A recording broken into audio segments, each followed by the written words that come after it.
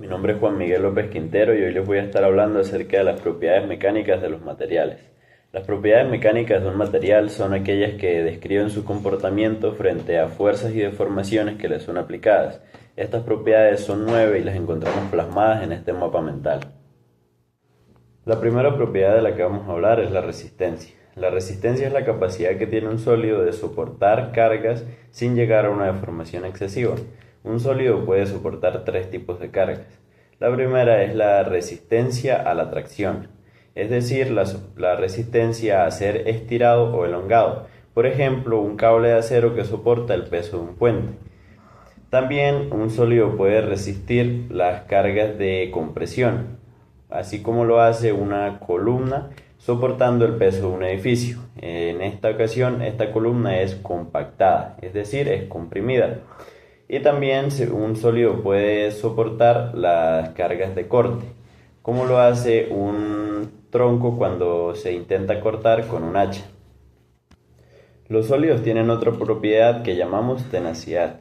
La tenacidad es la capacidad que tiene un material de absorber energía antes de llegar a fracturarse. Esta energía que absorbe dicho material se genera en 2 casos. La primera es la energía generada por un impacto o un golpe, así como pasa con un casco de seguridad cuando absorbe la energía que es generada por el impacto de una caída. Y la otra energía que puede absorber un material es la energía provocada por la flexión o doblamiento del material, como pasa cuando flexionamos o doblamos un tubo metálico. Este se flexiona, mas no se rompe. Ahora vamos a hablar de la dureza. La dureza es otra de las propiedades mecánicas que tienen los sólidos. Cuando hablamos de dureza nos referimos a la resistencia que tiene un material a ser penetrado o rayado. Esta dureza la podemos medir a través de 3 estudios. En estos estudios se realiza un microprocedimiento que se llama microindentación. ¿Qué pasa en este procedimiento?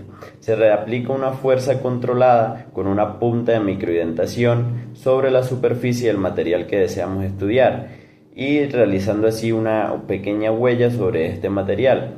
Ahora, ¿qué es la punta de microindentación que mencionamos? Esta depende del estudio que se realice. Como decía, son 3 tipos de estudios. El primero de ellos se llama Brinell.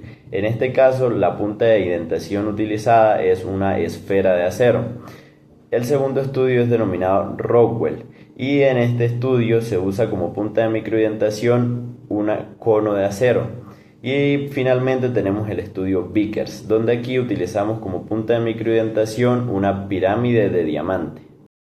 Cuando hablamos de las propiedades mecánicas de los materiales, también debemos hablar de la fragilidad. La fragilidad es la tendencia que tiene un sólido a fracturarse o romperse, es decir, es qué tan fácilmente se rompe un material al ser sometido a una carga. Pero debemos saber diferenciar entre fractura y rotura, ya que la fractura es cuando el sólido se rompe repentinamente, así como pasa cuando dejamos caer un vidrio, este se va a partir en muchísimos pedazos. De manera diferente pasa con la rotura, ya que aquí podemos poner como ejemplo a un cable que se rompe bajo tensión, este se va a partir en 2 o más partes, pero no se va a fracturar completamente como el vidrio.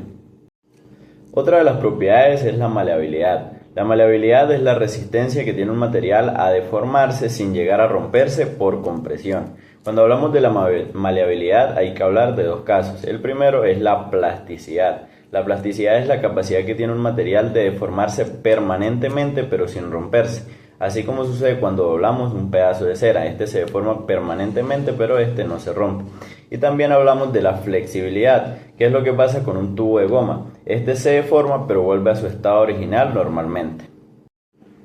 Otra propiedad es la ductilidad, y esta es bastante similar a la maleabilidad, ya que también es la capacidad que tiene un material de deformarse sin llegar a romperse, pero ahora por tensión. Y aquí también hacemos una división. Primero vamos a hablar de la elongación, que es la capacidad que tiene dicho material de deformarse siendo estirado, pero pues sin llegar a romperse, así como pasa con un cable de cobre. Un cable de cobre se puede estirar, pero antes de llegar al punto de romperse. Y también hablamos de la compactación, que es lo que pasa por ejemplo con un tubo metálico. Este se puede comprimir hasta llegar al punto de disminuir su circunferencia, pero también igualmente sin llegar a romperlo. Otra de las propiedades es la fluencia. La fluencia es la deformación lenta y gradual que experimentan algunos materiales al ser expuestos a una carga constante durante un largo periodo de tiempo. Algunos materiales, así como pasa con un pedestal de plástico, cuando colocamos sobre él algún objeto bastante pesado, este poco a poco y a lo largo del tiempo se va a ir deformando, va a cambiar su forma inicial. Pero hay otro tipo de materiales que van a reducir su tensión bajo la deformación constante, así como pasa con un muelle que pierde su tensión inicial tras haber estado comprimido durante largo periodo de tiempo y ser liberado nuevamente. La resiliencia es otra de las propiedades mecánicas de los materiales, y esta es la capacidad que tiene un material de recuperar su forma inicial tras haber sufrido una deformación, pero también la hay de dos tipos. La primera es la elástica. Como ejemplo podemos tener un resorte. Vemos que un resorte, cuando lo comprimimos, pues está siendo sometido a una deformación, pero apenas esa carga deja de ser aplicada, va a volver a su forma inicial. Y también tenemos la deformación tras una deformación plástica, que es lo que pasa cuando tenemos un neumático y este neumático se le aplica una carga. Cuando liberamos nuevamente este neumático de esa carga, va a volver también a su forma inicial. Finalmente vamos a hablar de la fatiga, la cual es la última propiedad mecánica de los materiales y es la degradación que tiene un material al haber sido sometido a cargas cíclicas o repetitivas. Aquí vamos a recordar la resistencia, que en este caso sería la capacidad que tiene un material de resistir a la fatiga. Como pasa por ejemplo con un material de aleación de aluminio que es utilizado en la fabricación de componentes aeroespaciales. Este resiste la fatiga cuando es cargado con cargas cíclicas que son de alta frecuencia. Y también vamos a hablar de endurecimiento, que es el incremento de la resistencia a un material debido a la fatiga. Como pasa con un cable de acero, el cual se endurece muchísimo, pero luego se vuelve demasiado frágil al haber sido cargado y descargado constantemente. Bueno, estas han sido las 9 propiedades mecánicas de los materiales. Como vemos, estas nos demuestran el comportamiento de distintos materiales al haber sido sometidos a cargas sobre ellos. Y estos han sido deformados, algunos como vimos vuelven a su forma inicial, otros no, dependiendo de esas propiedades mecánicas que tengan. Muchas gracias.